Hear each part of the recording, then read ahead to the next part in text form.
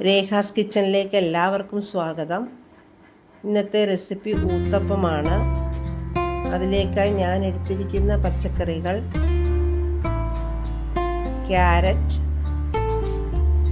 സവാള, cabbage, capsicum, വെളുത്തുള്ളി, ഇഞ്ചി, കറിവേപ്പില, തക്കാളി, ചില്ലി ഫ്ലേക്സ്. ആവശ്യത്തിന് ദോശമാവ്, 6 ദോശയ്ക്ക് ആവശ്യമായ മാവാണ് ഞാൻ എടുത്തിരിക്കുന്നത്. അതിനാവശ്യമായ പച്ചക്കറികളുമാണ് എടുത്തിരിക്കുന്നത്. ഇതിൻ്റെ അളവ് നിങ്ങൾക്ക് കൂട്ടുകയോ കുറയ്ക്കുകയോ ചെയ്യാം. അതേപോലെ പച്ചക്കറികൾ നിങ്ങൾക്ക് ഏതാണോ അവൈലബിൾ ആയിട്ടുള്ളത് അത് യൂസ് ചെയ്യാം.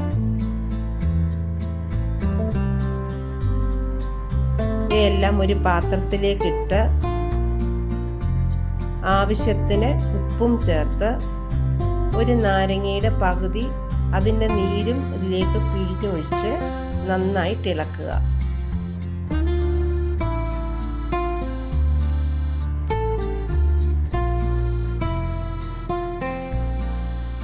ദോശക്കല്ല് ചൂടായിട്ടുണ്ട്.